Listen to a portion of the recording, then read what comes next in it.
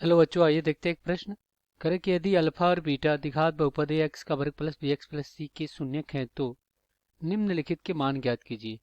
Alpha का वर्ग बटा बीटा प्लस बीटा का वर्ग बटा अल्फा।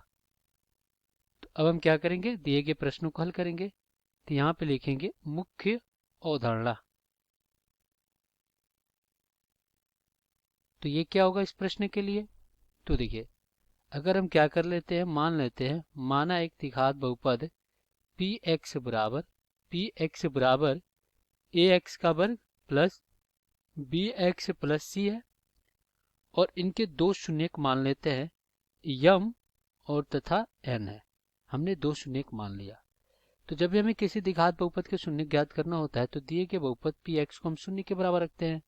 तो ये आपका क्या हो जाएगा, ए एक्स का वर्ग प्लस बी एक्स प्लस सी और बराबर में शून्य। अब इसके दो शून्यक एम और क्या है, एन है। तो शून्यकों का योग क्या हो जाएगा, शून्यकों का योग ये हो जाएगा m प्लस एन बराबर में क्या हो जाएगा, तो माइनस एक्स का गुणांक, तो ये हो जाएगा माइनस बी और बटा में x के वर्ग का गुणांक तो a और शून्यकों का गुणनफल क्या हो जाएगा, शून्यकों के गुणनफल ये क्या हो जाएगा m गुणे n बराबर में अक्षर पद c और बटा में x के वर्ग का गुणांक a। अब दिए गए प्रश्न को हल करेंगे। तो यहाँ पे हम क्या कर लेते हैं, मान लेते हैं, माना एफ एक्स बराबर ए एक्स का वर्ग प्लस बी एक्स प्लस सी। अब इसके दो शून्य क्या है, आपका अल्फा और क्या है, बीटा है। तो क्या हो जाएगा, ये हो जाएगा एफ एक्स बराबर शून्य, तो ए एक्स का वर्ग प्लस बी एक्स प्लस सी और बराबर में शून्य। इसके दो शून्य का अल्फा और क्या है, बीटा है। तो शून्यकों का योग क्या हो जाएगा, अल्फा प्लस बीटा बराबर माइनस बी बटा ए और शून्यकों का गुणनफल अल्फा गुणे बीटा बराबर सी बटा ए। अब हमें मान किसका ज्ञात करना है, देख लेते हैं। अल्फा का घन, अल्फा का वर्ग बटा बीटा और बीटा का वर्ग बटा अल्फा। तो आइए इसका मान ज्ञात कर लेते हैं। अल्फा का वर्ग और बटा में बीटा और प्लस बीटा का वर्ग बटा में अल्फा। तो यहाँ पे हम क्या करेंगे, लघुत्तम ले लेंगे तो अल्फा गुणे बीटा हो जाएगा और ये हो जाएगा अल्फा का घन और प्लस में क्या हो जाएगा, बीटा का घन। अब अल्फा का घन बटा प्लस बीटा का घन है, तो इसके लिए हम क्या करेंगे, यहाँ पे सर्वसमका लिखेंगे।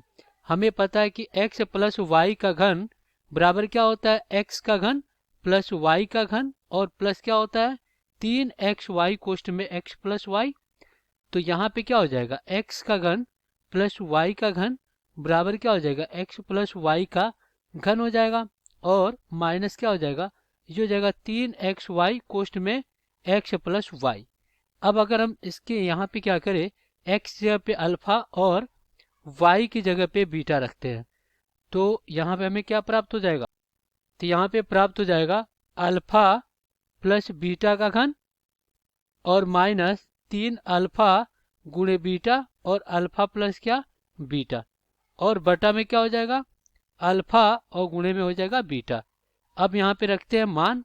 तो देखिए अल्फा प्लस बीटा का मान माइनस बी बटा क्या है, ए है और इसका क्या हो जाएगा घन और माइनस 3 गुणे अल्फा गुणे बीटा सी बटा ए और गुणे में क्या हो जाएगा माइनस बी बटा ए हो जाएगा और बटा में आपका कितना है, बटा में है सी बटा ए।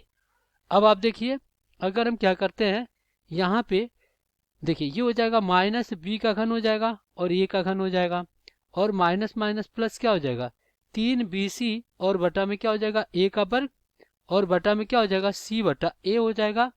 अब ये क्या होगा, उल्टा होगा। तो जब ये उल्टा होगा तो क्या हो जाएगा, ये हो जाएगा 3abc और माइनस कितना हो जाएगा b का घन और बटा में क्या हो जाएगा a का घन और फिर ये क्या हो जाएगा, देखिए यहाँ पे हमने लघुत्तम लिया था a का घन का, अब ये a ऊपर चला जाएगा तो ये ऊपर जाएगा तो ये और बटा में c हो जाएगा। तो देखिए a के से a के कट जाएगा तो यहाँ पे आपका क्या हो जाएगा, ये हो जाएगा 3abc माइनस क्या हो जाएगा b का घन और ये बटा में आपका क्या हो जाएगा, ये हो जाएगा a का वर्ग गुणे में c और ये किसका मान है, ये है अल्फा का वर्ग बटा में बीटा प्लस बीटा का वर्ग और बटा में अल्फा।